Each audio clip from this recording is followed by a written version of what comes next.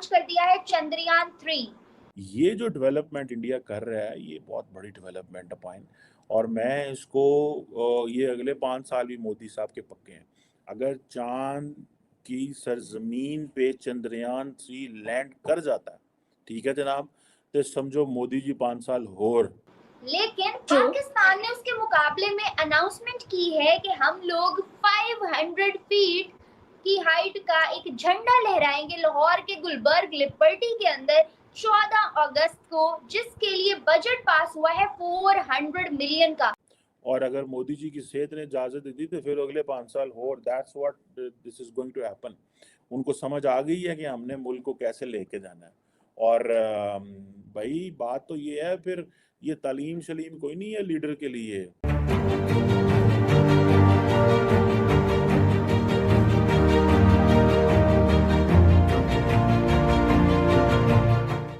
नमस्ते दोस्तों, आप सभी का स्वागत है निक न्यूज बर्नर में। दोस्तों, आप सभी जानते हैं कि भारत के प्रधानमंत्री फ्रांस के दौरे पर गए हुए हैं। उसे लेकर पाकिस्तानी मीडिया में कई तरह से चर्चे हो रहे हैं और पाकिस्तानी मीडिया फ्रांस और भारत की डील की भी चर्चा कर रहा है। भारत के प्रधानमंत्री नरेंद्र मोदी ने पिछले दौरे में राफेल को लेकर भी डील करी थी। अब फिर भारत फ्रांस से फाइटर जेट लेने जा रहा है। इससे पाकिस्तानी मीडिया अपनी तुलना भारत से कर रहा है। आप सभी जानते हैं कि पाकिस्तानी फौज के पास पेट्रोल और डीजल के पैसे भी नहीं थे। पाकिस्तानी मीडिया वहाँ की आवाम को फौज के खिलाफ आए दिन भड़काता रहता है और भारत में चंद्रयान-3 लॉन्च किया जा रहा है। इस बात को लेकर पाकिस्तानी मीडिया में कई चर्चे हो रहे हैं। अगर चंद्रयान-3 मिशन सफल हुआ तो मोदी जी के 5 साल पक्के हैं। पाकिस्तानी मीडिया आए दिन भारत की डेवलपमेंट पर बात करता रहता है। पाकिस्तान की हालत बांग्लादेश से भी और खराब है। बांग्लादेश की करेंसी पाकिस्तान से ज्यादा मजबूत है। आए दिन पाकिस्तान में डॉलर महंगा होता रहता है। इसी बात पर पाकिस्तानी मीडिया चर्चा कर रहा है।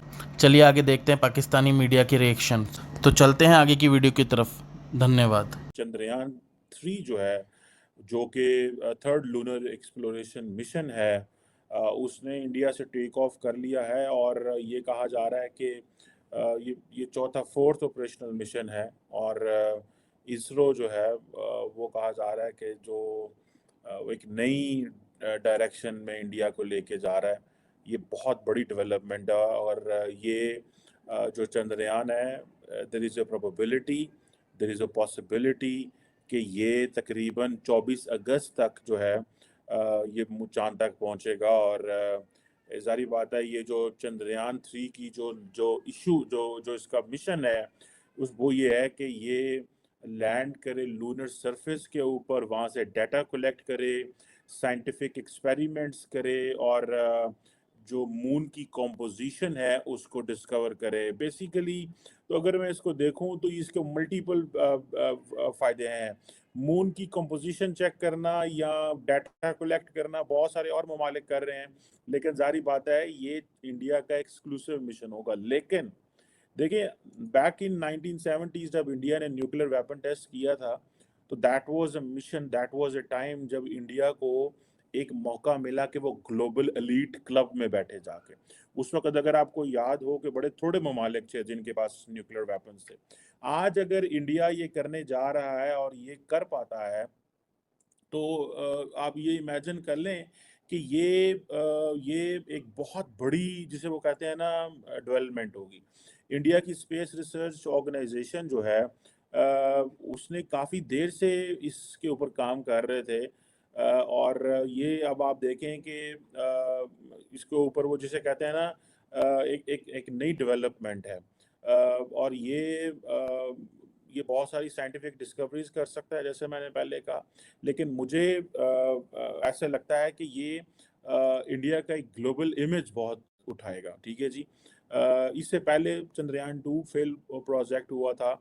ज़ाहिर बात है ये बहुत बड़ी एक्सप्लोरेशन है। पंजाबी कहते ने खाला ही दा घर नहीं है, ठीक है, चंद ते जाना। तो ये इंडिया अगर ये कर पाता है, तो ये आप समझ लें कि इंडिया हिस्सा बन जाएगा अमेरिका का, चीन का, रशिया का। सोवियत यूनियन जब थी रशिया, तो तब दे डिड इट। सो अब आप इमेजिन करें, जिसे वो कहते हैं ना कि चौथा कंट्री होगा कि वो अपनी अगर ये कंट्रोल लैंडिंग जो है वो चाँद के ऊपर कर सके।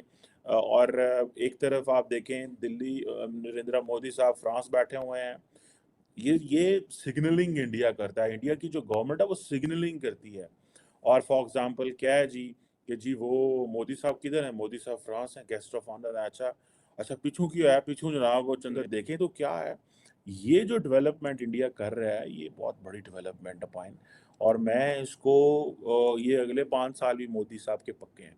अगर चाँद की सरज़मीन पे चंद्रयान-3 लैंड कर जाता है, ठीक है जनाब, तो समझो मोदी जी 5 साल और अगर मोदी जी की सेहत ने इजाज़त दे दी तो फिर अगले 5 साल और, that's what this is going to happen.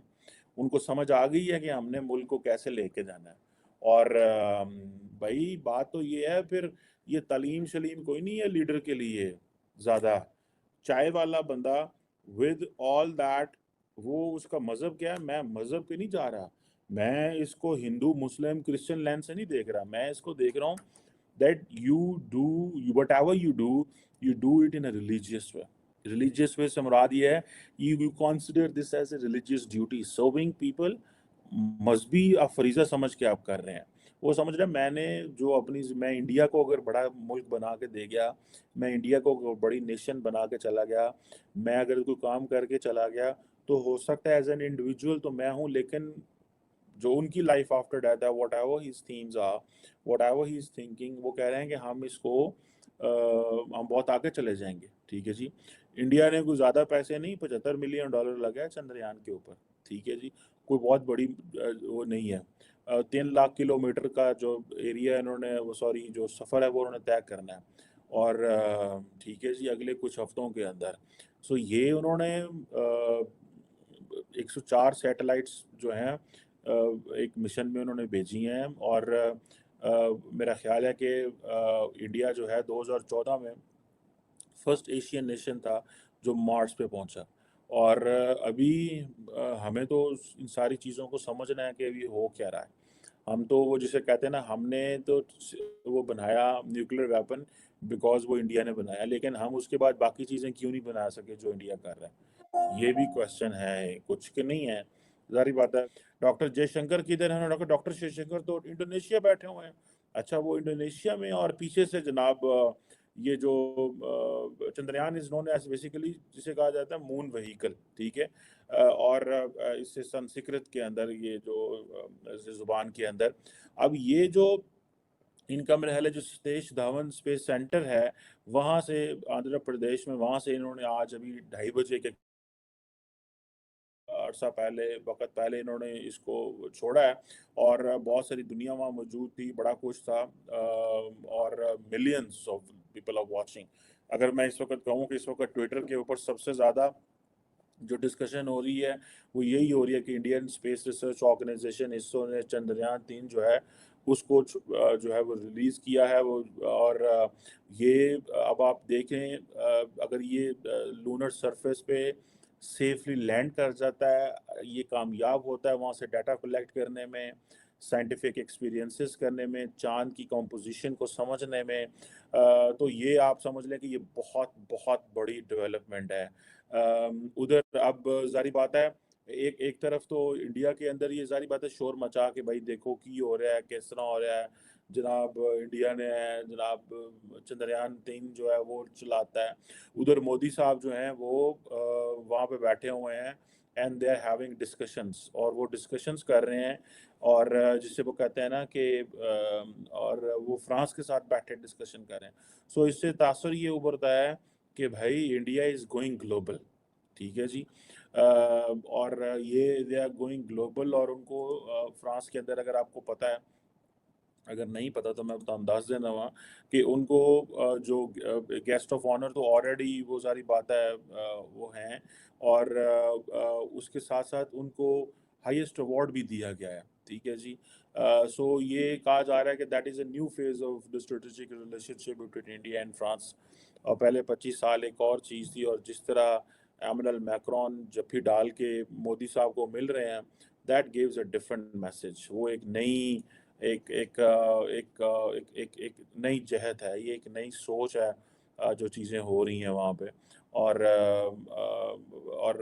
जो फ्रांस का अपर हाउस है, पार्लियामेंट है, वो भी प्राइम मिनिस्टर मोदी, मेरा ख्याल है लाइकली पॉसिबिलिटी है वो वहाँ पे ख़िताब भी करेंगे। तो अब आप इमेजिन कर सकते हैं कि where is India going, where is India heading, और वो किन डायरेक्शंस को कर रहे हैं। सो ये जो चीज़ है कि एक तरफ 10 साल हो गए हैं ऑलमोस्ट, इसको ज़्यादा अरसा हो गया कि ये लगे हुए थे। नॉट 10 साल मीन्स आई वांटेड टू से कि जो डेकेड्स लगे हुए हैं, इसको लगे हुए हैं कई दहाइयों से। कहा जा रहा है कि जो इंडिया का स्पेस प्रोग्राम है वो तकरीबन 6 डेकेड्स पुराना है। और ये जो 6 डेकेड्स पुराना है, और इंडिया ने जो अपना फर्स्ट रॉकेट लॉन्च किया था स्पेस में, आई थिंक 1963 में किया था। और उस वक्त जारी बात है अमेरिका, रूस और सोवियत यूनियन के कहीं पे भी वो नहीं आता था। लेकिन इंडिया दुनिया की बड़ी आबादी है, 5वीं बड़ी इस वक्त इकॉनमी है। इंडियंस कह रहे हैं हम तीसरी बनने जा रहे हैं। तो ये आप इमेजिन करें, वो फिर बात तो आती है ना कि वो हमारे दोस्त साजिद तारड़ साहब कहते हैं कि एक जैसे लोग थे, एक जैसे कपड़े पहनते हैं, एक जैसा खाते हैं, कोई मुश्किल नहीं है। और हम थोड़ा ज़्यादा गोश्त खाते होंगे उनसे, और वो ज़रा वेजिटेरियन है। तो लेकिन वो कहाँ पे जा रहे हैं और आप कहाँ जा रहे हैं? और ये क्वेश्चन है जो बड़े सीरियस क्वेश्चन है। और इसकी जो सिग्निफिकेंस है इस इंडिया के मून मिशन की, ये बड़ी इम्पोर्टेंट है। पिछली दफ़ा इंडिया कामयाब ना हो सका, लेकिन इस दफ़ा जिसे वो कहते हैं ना कि ये अगर ये कामयाब होता है तो ये एक बहुत बड़ी डेवलपमेंट होगी।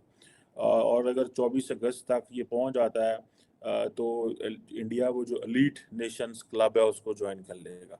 और फिर उससे पहले कोविड-19 में जो पेंडेमिक में उन्होंने अपने आप को ये साबित किया कि हम तो वो हैं, वैक्सीन कैपिटल है दुनिया का। और ये आपको मज़े की बात कहूँ, बीजेपी इसका बड़ा एडवांटेज लेगी, क्योंकि अटल बिहारी वाजपेयी साहब जो हैं उन्होंने ये चंद्रयान प्रोग्राम 2003 में शुरू किया था।